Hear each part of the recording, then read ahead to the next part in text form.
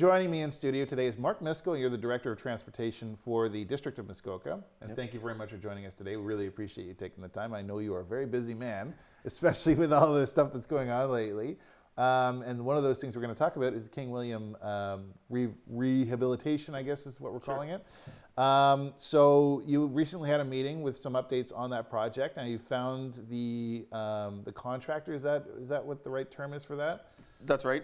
We had a meeting with the community information session last week with some businesses and members of the public.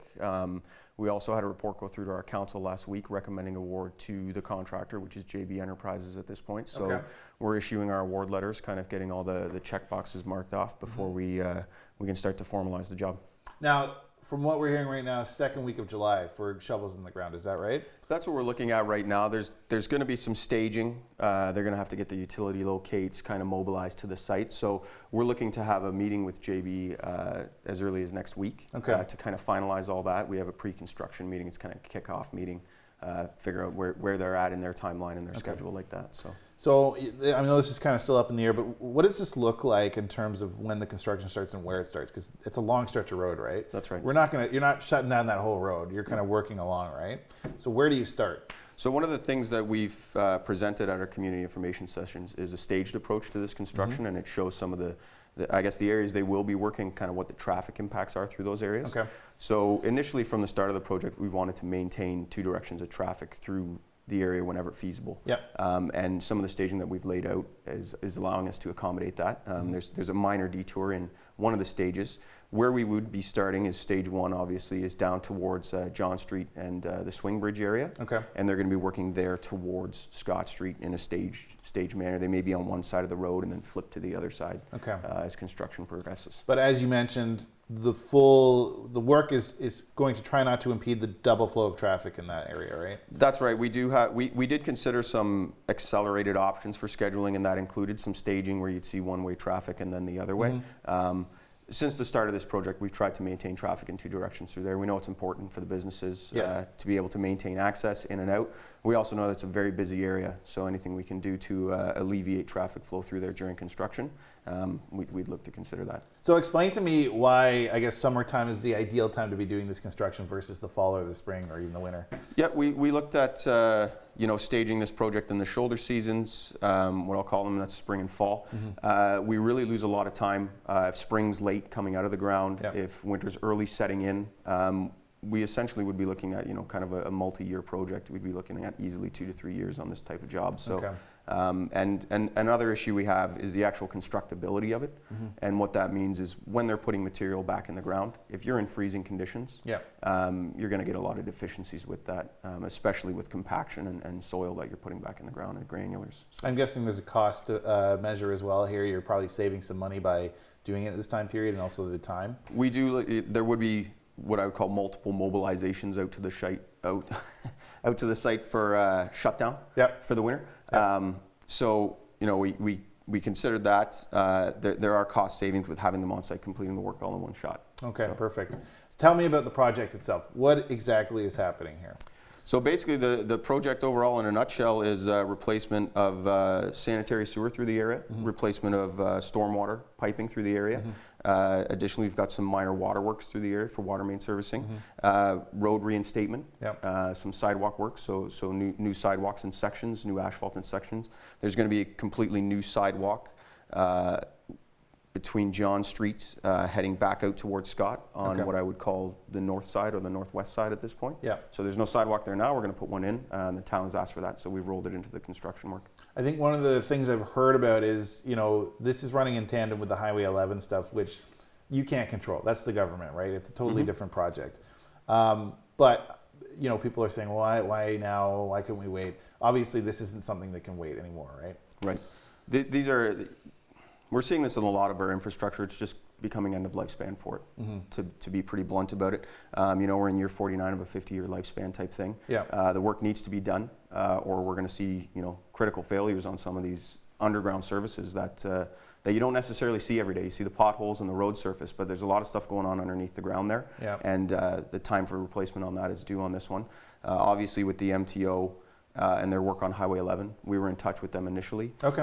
You know, we do talk to them up front about any projects we have that could, you know, affect either work on their roadway or work on our roadways. We had good discussion with them up front to try to minimize the impacts, figure out what the timing is. Yeah. But at the end of the day, we both recognize that this work needs to be done, both from their perspective and ours. So we try to work collaboratively with them to the extent possible. But you know, we got to get the construction work done. Yeah, I mean, by next year, we're all going to be happy. This is nice new road paving, right? So speaking of that, what is the time frame of this project specifically right now? This project, the contract award, like I said, was last week. So we're looking to break ground early July at this point. There will be some work into the spring of next year, and what that would entail, we presented this at the last community information session.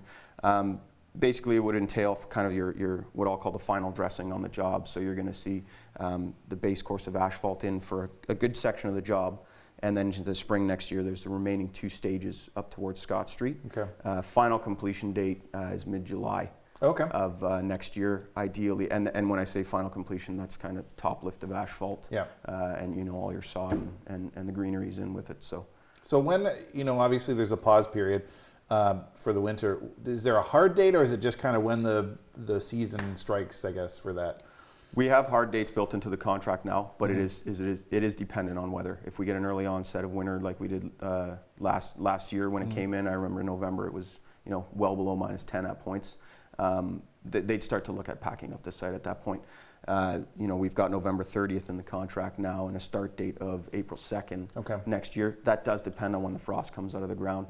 The last thing we want to do is be pulling around soil with a backhoe or pulling utilities with it because it's all frozen at that point. So now, before we talked a bit about, you know, there is you're allowing this sort of double flow of traffic, but there is a sort of a detour, if we can call it that, around if people just don't want to go through that area. So what is that detour right now? That basically goes out along Highway 60 and tucks in behind Haynes, and then comes back out in the Center Street area. Essentially, what that is just an alternate route. We're not designating that as a detour. We'd like to keep King William as open as possible for travel through there during the construction.